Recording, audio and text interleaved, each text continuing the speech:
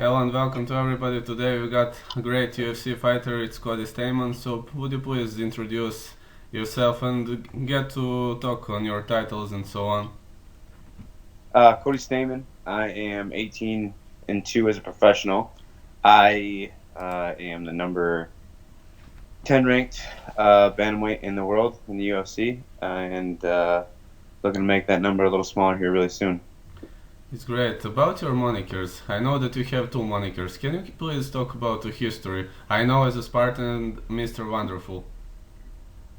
Yeah, that name was given to me by one of my first coaches because I was a little bit of a ladies' man when I was younger. But being that I grew up in Sparta, Michigan, I changed my name to Spartan as soon as I could. Who is your coach? Is it Mr. Cruikshank? Yeah, Darren Cruikshank was one of my longtime coaches and someone I consider to be like a brother in the fight game. About Cruikshank, this is the reason. I wanted to ask you, I've never seen a wrestler doing so many spinning techniques, so I guess that comes from Taekwondo. I'm a Taekwondo black Yeah. belt, that's what I'm asking. About the trajectory of your strikes. It's a pure Taekwondo when spinning heel kick and spinning back kick, it's a pure Taekwondo strike. So, would you kindly greet Darren Cruikshank and tell him that I'm a big fan of his? I Alright? will. Yeah. Which is your favorite throw and submission? Do you have it? Favorite submission is just a guillotine. Guillotine. It's something that probably one of the highest rated submissions in MMA. Alright. About your first MMA match, how was it? Was it Chad Kun, right? Chad Kuhn. How was it? It ended pretty quickly.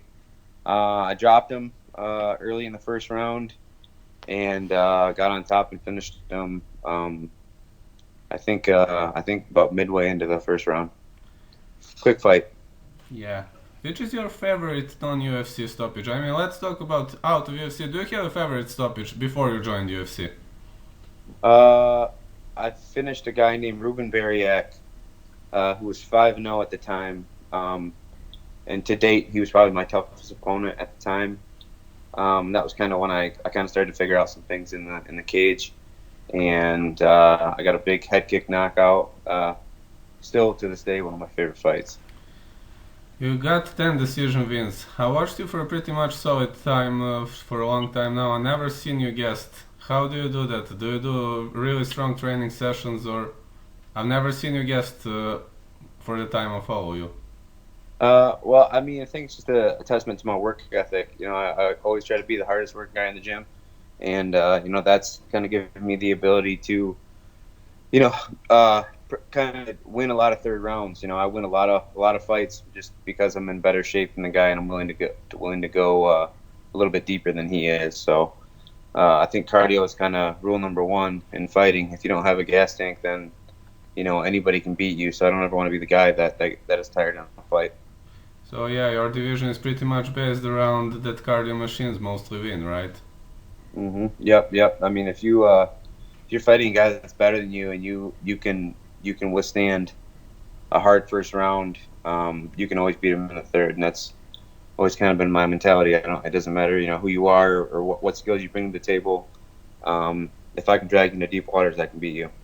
Alright, your UFC debut, Terry Ware, right? Was it a hard battle or, I mean, was it a difficult experience or, So I took that fight on about 7 days' notice. So I was coming off an injury. I hadn't been training.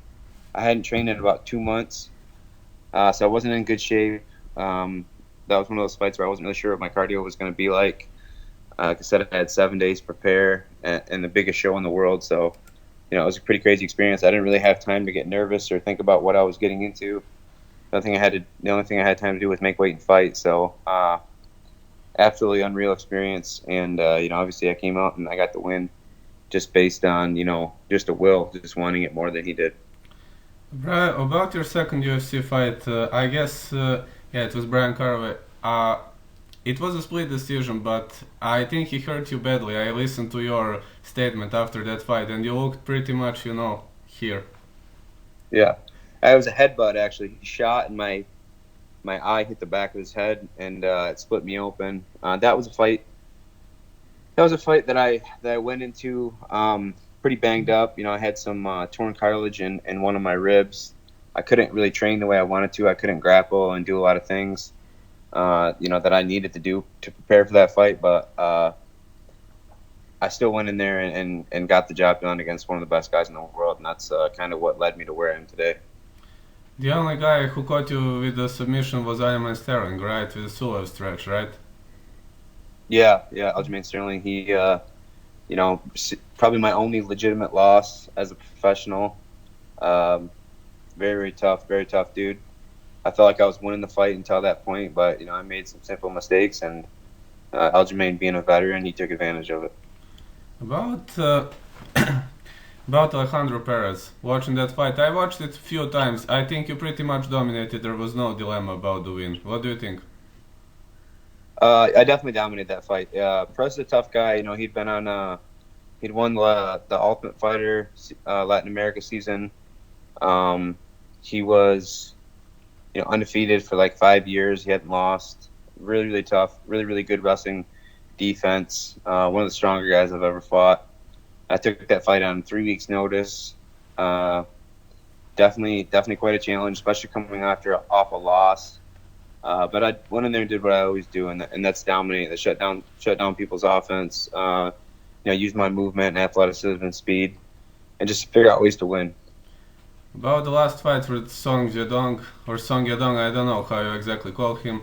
I watched him while he fought earlier, and to be honest, this was one of his, let's say, one of his weak performances. And also, about point system, I also listened to Joe Rogan's podcast where he said that judges don't have to be the fighters at all, and it's kind of sad, because according to my scorecards, it would be 10-8, and first round for you. I also think you won third round. About second, I don't know, but I kind of really much disagree with the decision. And about that illegal knee, did it hurt you badly? In the TV they were replaying that many times, and it looked like you really wobbled. It definitely didn't feel good, but at the time, with the amount of adrenaline that you have, I didn't necessarily think it affected me.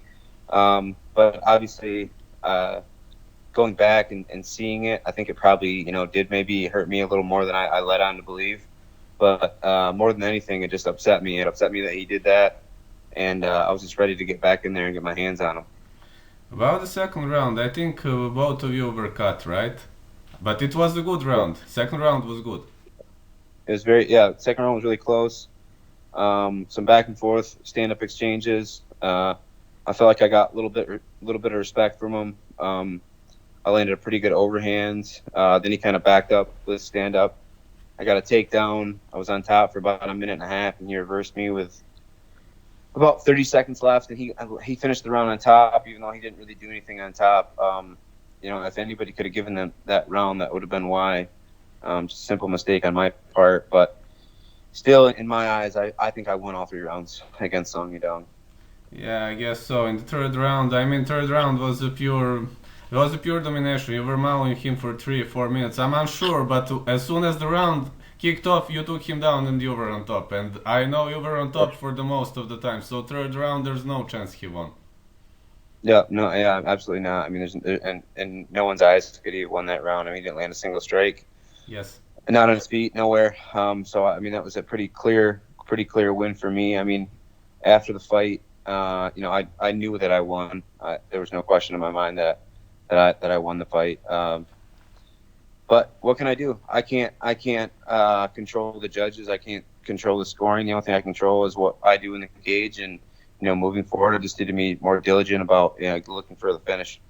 Yeah, I guess so. Even after the match, I don't know if you watched, but I said this is 100% for Stamann victory. 100%. I was 100% sure that's your victory, but sometimes, if you watched Francisco Trinaldo versus Alexander Hernandez, well, it kind of reminded me of that match. Trinaldo batters him for 3 rounds, and in the end, okay, this one was draw, but I don't know how Hernandez won because Trinaldo was really battering him. It was, really sad. So, what do you think? When will the rematch happen? Will UFC let the rematch? Well, the rematch with Song Yadong doesn't make much sense for me Yes? because if anything, Song Yadong should want to rematch me because he went out and lost to someone that he on the according to the match the odds makers, he was supposed to win. You know, he was a favorite in that fight, and I came out and beat him.